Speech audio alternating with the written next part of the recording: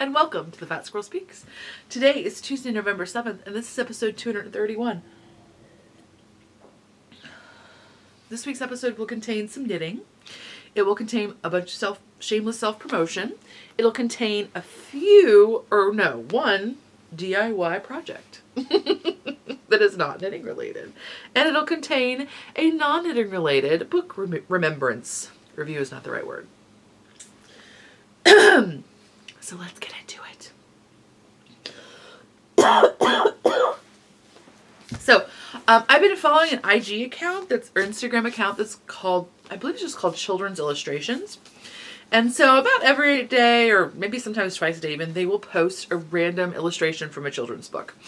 And the other day I had completely forgotten about this series of books until they posted an illustration. And I remember a lot of books from my childhood, like The Giant Jam Sandwich is a huge favorite. And so like when my kid was little, I was excited to get those books again. And some new ones as well. But I was like excited to relive those books. But for some reason, I never remembered this book until I got this flood of visual information that it just like all came back. Now, I don't know. Maybe I've never actually, maybe we didn't own this book because I really don't have a physical remembrance of it. Like, for example, I don't remember what the cover was like or what size it was. I just remember the illustrations. So I don't know if I saw it at a friend's house or maybe it was really only at school that I saw it.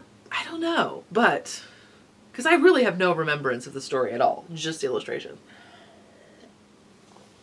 But oh my gosh. Right. Do you remember the Brambly Hedge books? Right.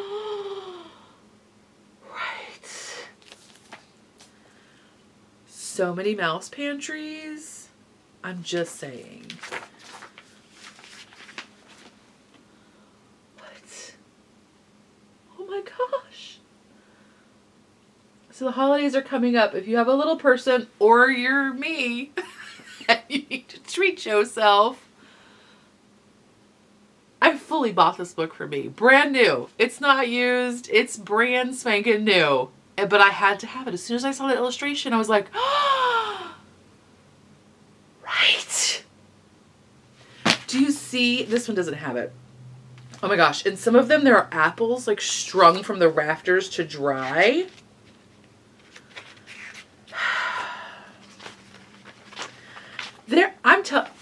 Cross sections, right? Cross sections, always a favorite.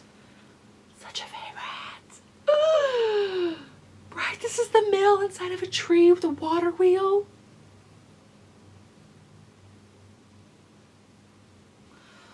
How much do you love cross sections of things? Are they your favorite? It might be my favorite. Here's the one. Mouse pantry with strung up apples, rafters, and mushrooms. What? Maybe those aren't apples. They could be crab apples. They're definitely apples, y'all. But they are proportionally much larger than those mushrooms. Although they are in the background, they could still be crab apples. Crab apples are quite small. Do you see the rose hips at the bottom in the baskets? Oh my gosh, such a good source of vitamin C, little mice. You know what you're doing. No scurvy for you.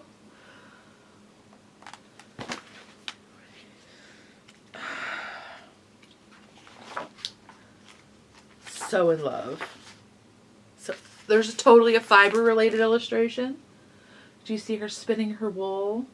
One of the characters is even named Flax in this story. Oh my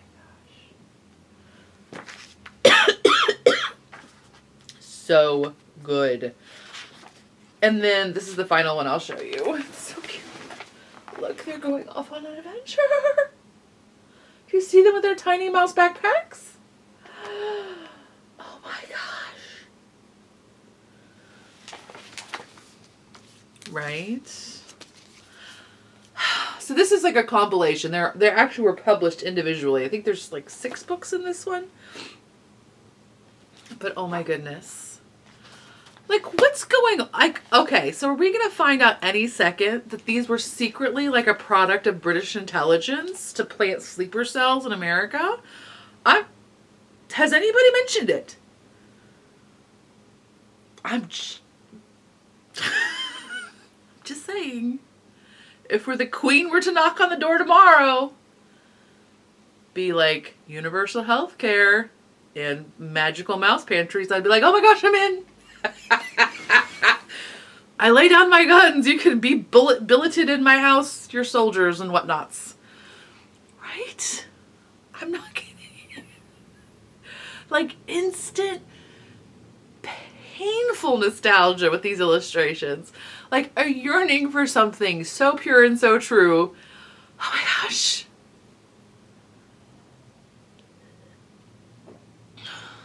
I'm not kidding you.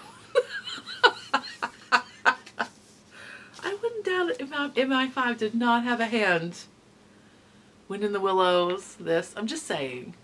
I'm not saying that they were the originators of the stories. I don't want to discredit the artists, but I'm saying there may have been drop shipments of these books that we did not actually pay for as American citizens, but that were literally just like planted everywhere so that like an entire generation of children would have an intense affinity for Britannia.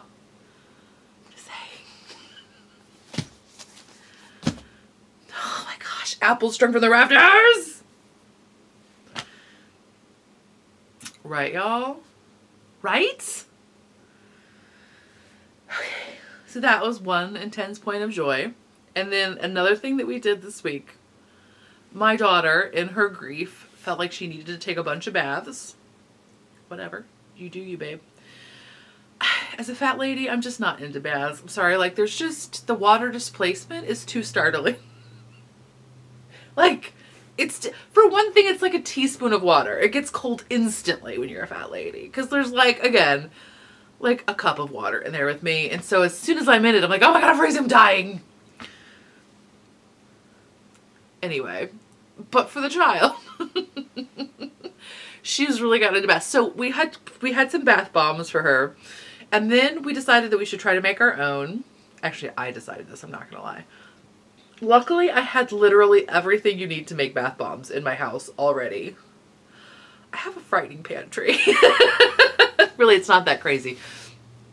Because if you're a dyer, you have citric acid on hand. Or if you've ever dyed anything, you probably have citric acid on hand.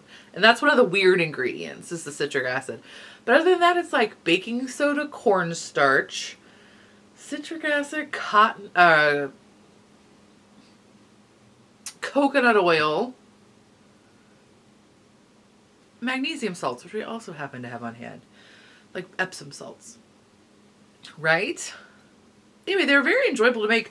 We made ours. I did not buy anything fancy. I did not buy any molds or anything. We just used, look at that, is really, and food coloring if you want it, and fragrance if you want it. So this is just like straight up blue. It's fluorescent almost. So anyway, they're very easy to make. You don't have to have a mixer or anything. You just do it by hand. And they were totally easy to make. And then you just push the stuff in. Again, a cookie cutter works as a mold. You can buy the fancy ball molds. But you can also just use a cookie cutter or muffin tins or ice cube trays. I said some other things. We did have troubles with ours sticking to the cookie cutters, but we did not oil the cookie cutters. It didn't tell us to, but I did see later that some people do that. And also we may have packed the stuff too tight in there. And so that may have been a problem as well. I also read that later on. But anyway, Tova has, and the recipe made like 6 of this size-ish. I mean, they're all different shapes. But it made about 6 of this size. 2 we totally destroyed during unmolding. Okay, I destroyed during unmolding. But the child says that they are magnifique. In fact, we had a fancy Lush bath bomb, which was super fancy. And she said she actually liked this better. The Lush one had prettier colors. She did totally concede that fact. But she totally dug this one, and she said it made her skin feel amazingly soft. Coconut oil is kind of amazing. Right. So it was a fun DIY project. Okay. Now you get citric acid everywhere because people realize that people are trying to make bath bombs. So they're uber cheap. If you buy one fancy bath bomb, it's like $6 or $7. You could make 6 of them for like not even $1. And it's totally a kid approachable product. I would say she could have made these. I mean, you do need an adult with you, because if you mix the liquid into the powders too quickly, it will foam up and you will lose all of the like fizziness of it. But it took no time at all. It was very easy. So I mean, I think she could have totally done this at like 6 with an adult with her, no problem at all. So anyway, I highly recommend that. It was very fun and cute, and now we have a bunch of bath bombs, because clearly that's what you need to have on hand. And she's excited. She wants to make some for holiday gifts. So let's get into the knitting. The first thing I need to show you is a finished object. This is my Sockhead hat. So this is Dragon Hoard yarn in her Lore, I believe it's Lore, right? Yes, Lore sock base in the Tarot colorway. Right, so it's like a lavender with some darker lavender and then these awesome ochre pops. It's a really great colorway. And I needed all of my, well, not all of my hats, but many of my hats lean towards earth tones because, I gravitate towards earth tones in general. But many of my store-bought clothes are not earth tones.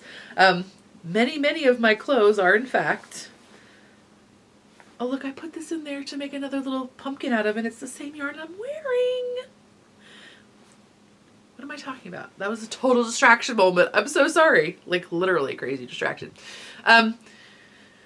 So many of my clothes are not actually earth tones, and so I don't have very many hats that can go with my non-earth tone colors that actually make up the majority of my wardrobe. As you know, I care a lot about matching, as you can see at this very second with my glow t-shirt on. Oh, that's right. Gorgeous ladies of wrestling represent. What's your wrestling name? We determined at our house that my wrestling name is Big Fancy. Distraction 5000, y'all. But so yes, isn't it cute? So this is the Sockhead hat. I don't think I said who it was by. It's by Kelly McClure. I did not knit it as written in terms. The pattern is written, I believe, for a longer section of ribbing and an even deeper hat. But I find that this is what works well for me. I think the pattern is originally written to have a folded brim, like to be worn with a folded brim and then still be this slouchy essentially. But I wear most of my hats inside all day, and so I don't actually usually need like a super heavy hat. I have plenty of worsted weight hats that if I need a heavier hat, I can put those on. What I usually am looking for is thinner hats, so I don't really want to double up a brim, except like on a Midas hat, which has a folded brim, which just looks good and feels good. Anyway, so I didn't knit it as deep. Usually what I do is just knit 9 inches. So from the cast on to the point where I start decreases, my hats are almost always 9 inches, and that's what works for me. But so I just want to just make sure you understood this is not exactly as written, because I think as written it's supposed to be like 9 inches of stockinette and like 72 inches of ribbing. I'm not sure, but I think that's what it is. I don't want to give away the pattern. Maybe that's what it is. Okay, so there's that. Then, what I was distracted about. Let's do this. Where'd they go? When you're sad, you need to knit cute stuff, right? Or I do. When I'm sad, I want to knit cute stuff. And Susan B. Anderson released her pattern, Fall Felt... What is it called exactly? I think it's called the Harvest... Oh, what do I do? Just look. What's wrong with me? Why can't I just look things up? It's called Fall Harvest Charm Set. And it is so cute. Like, right? It's the cutest. Here it is. Being super cute. And do you see, it's not actually in this picture, but one of the pictures she posted had the little pumpkin in a like Hubbard squash colorway. And I nearly died. I needed it so badly. So luckily for me, her kit was sold out, so I was not able to get it. But I persevered. And from Claire from the Woolly Thistle, of course, is wonderful and amazing. And she carries Jamieson and Smith 2-ply jumper. Is that a good way? Oh, there you go. You can see it better that way. She carries Jamieson and Smith 2-ply jumper, which I felt, I needed woolly pumpkins made with that. And they had this, she had this blue that I felt like was an excellent Hubbard squash color. So the blue pumpkin I knit on, it's the first one I knit. I think the pattern recommends 3s, and I always go down at least 2 needle sizes. And for fingering like socks, I knit them on 0s. So I just started with 0s because whatever. So this one I knit with a US 0 double points. It is so cute.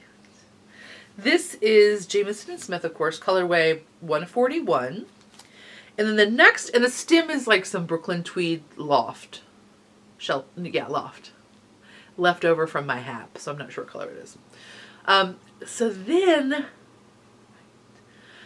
I made the orange one, which is also Jamieson and Smith, and it's colorway 75 letters and a number. It's colorway FC38 Mix, which is an excellent pumpkin-y color. Right. Oh my gosh. And so I knit him on US 1s. And you can see, I don't know if you can see, but I can see that there is a difference in the size. He's just a little bit plumper, a little bit fatter. Aren't they so cute? So of course the pattern comes with a leaf pattern, and an acorn pattern. And then you're meant to just string them up as a little garland. I don't know what I'm going to do, but I think I need to make at least 75 more of these. I mean, the pumpkin, the leaf and the acorn are very cute, but I just love these little pumpkins so much. And they're a very, like a one-night kind of project. They're awesome. The pattern does suggest that you stuff them with fiber fill because she does lightly fold them. You can see that you can't see. I don't know why I'm pretending you can see. I have very bad lighting today. You'd lightly fold the pumpkins, not to lose the stitch definition you would like in a true fulling process, but to just soften the stitch definition a slight bit. And then also I think to kind of give your yarn as much halo as possible, because as you know, when you're doing stuffies and other things like that, lots of times the fiber fill or whatever you've used to stuff it shows through a bit, because unless your stitches are super tight. So I like the idea of gently fulling it. When you're using something like a Jamieson and Smith, it gives you a fun halo, but it also just kind of evens everything out, makes it look a little bit more plump, a little bit more inviting. So I did not have fiber fill, so I was worried. Usually I just stuff things with fleece, because I have some of it. But I was concerned, since these are lightly fulled, if that would be okay. I did use a fleece that had not been washed. It's a very clean fleece. Like, it's a fleece that I am trying to spin in the grease.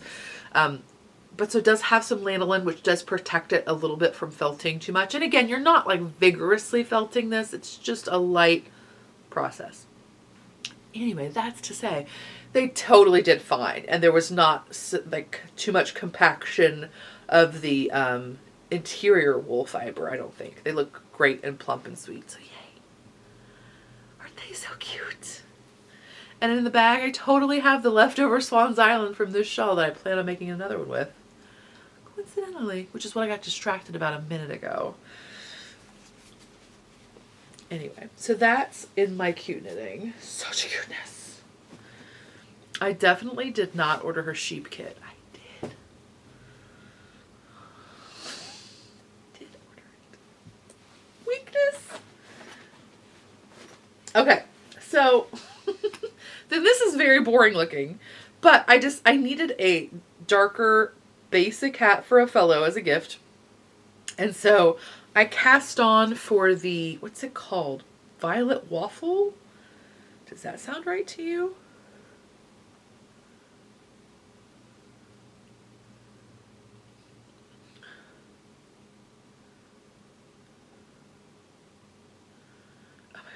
Violet Waffles, I'm sorry, which is a free pattern, posted on Ravelry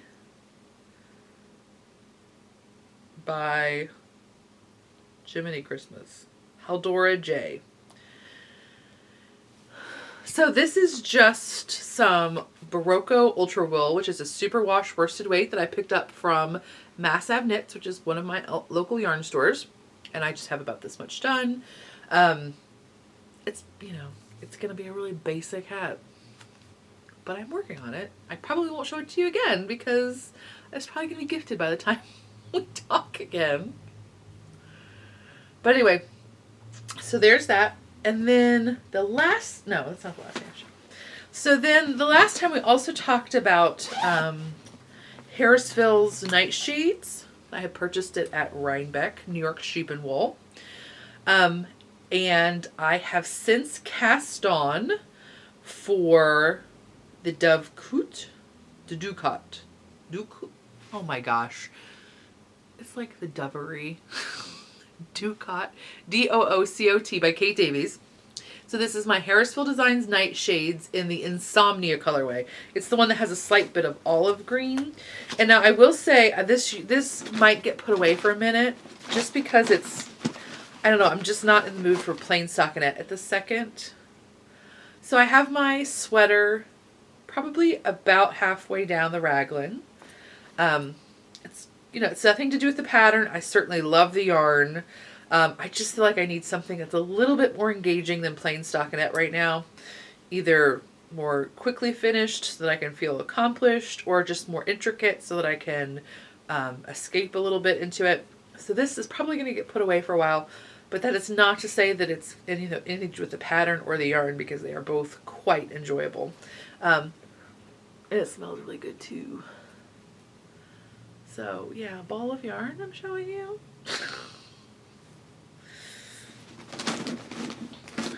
I'm just at that place where I need a little bit something more to keep my attention at this second. And then the last thing I have to show you is a thermal hat. And the thermal is a free pattern that's published by Green Mountain Spinnery. And I'm trying to find the pattern. The pattern is by Kate Salomon, and it's for fingering weight yarn. So this is Into the Whirlled that I purchased at this year's New York Sheep and Wool for my kiddo. And I don't have the colorway name because I'm super lame that way. This is how out of it I am. Like 3 of those projects I've just shown you were not even in project bags, because that's about where I'm at right now.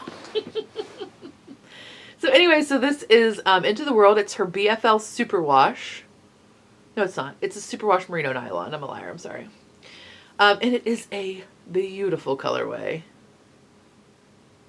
with purples, very deep jewel tones. So purples and some berries and some blues. It is lovely. And this is a very excellent, I'm just enjoying this pattern so much in terms of it's not a lot going on at all. But it's enough going on to kind of keep me going. And again, it's a very short row, so you feel like accomplished at the end of each row. And I love the one I knit out of Madeline Tosh, which I was wearing, I think, in last week's episode in the ginger colorway. It's, I think, my favorite hat now. So I want to get this one done for the kiddo and then get a gray one on for myself, I think. So that's in my knitting future as well. Okay. So that's all the knitting. Let's talk about shameless self-promotion. Okay, so shop update. There will be a shop update this Friday, November 9th at 9 p.m. Eastern Time. And, oh, these are all ready to go. Well, they're not all ready to go. Let me clarify that. These are not pre-orders. I'm still working on them. They might, usually what I do is do the update on Friday, and then on Monday I package everything and then get it to the post office Tuesday morning. It may be Wednesday this time just because I may not get completely done with all of my sewing in time. But I didn't want to split the update because that sometimes causes confusion, and sometimes you feel like, well, I really wanted the bag that was next time, but I felt like this one was available this time, so I was just going to get it. And then, you know, so I would prefer just to have them all at once so that you have, you know, everything available to you that will be available so you can make your best decision. That is all to be said. That didn't make any sense. Let's just move on. Okay. So here are the bags in this week's update. So first I have sock plus size. Do you see these tiny houses? They make me very happy. So this one has a cute little polka dot lining. And then the handle is also that polka dot color. And then also there's like a little mint Christmassy nose. Just like a nice, clear, bright mint color with great trees and gnomes and ice skating and all the cuteness. And this one has like an excellent candy kind of, not candy cane, but like just that bright pink candy color inside. Also, I believe the handle is that color. Yes, it is. So those are the sock sizes. And then in the large wedge, okay, so, right. So it's an awesome deer. And so this is a great one. You know, it's not super Christmassy, just a nice winter, use it all season long kind of thing. With your beautiful deer silhouettes and florals. And some sweet birds. Strings hanging off of them.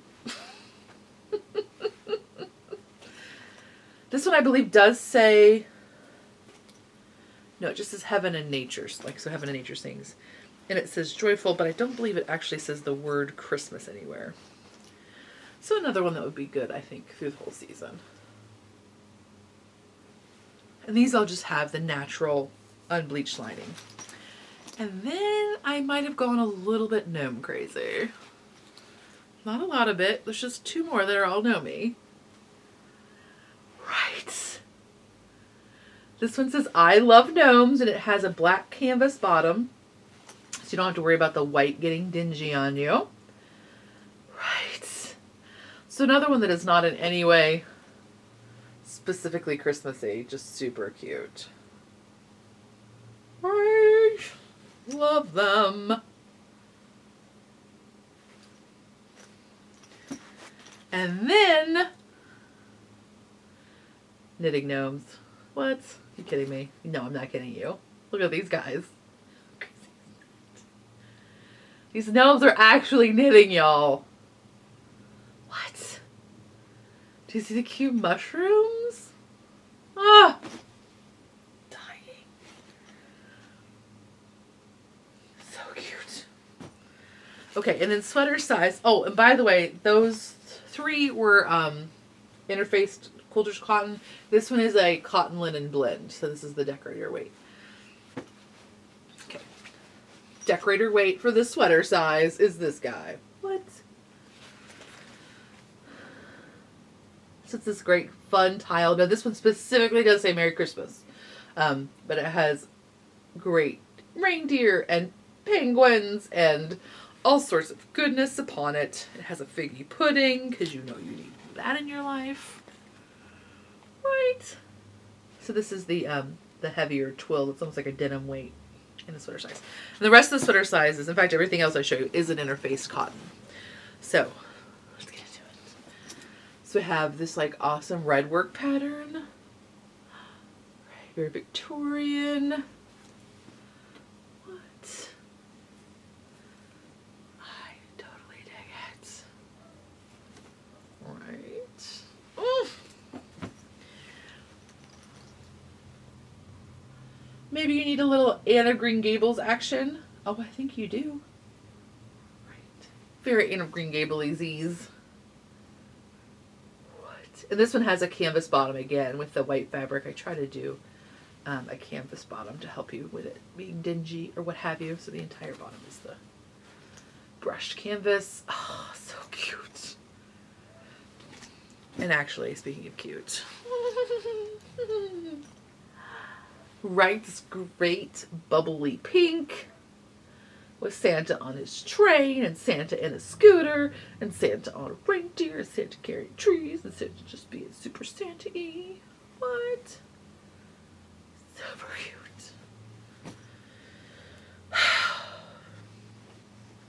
And then if you're like, dude, I had a toothache from that bag, I got you.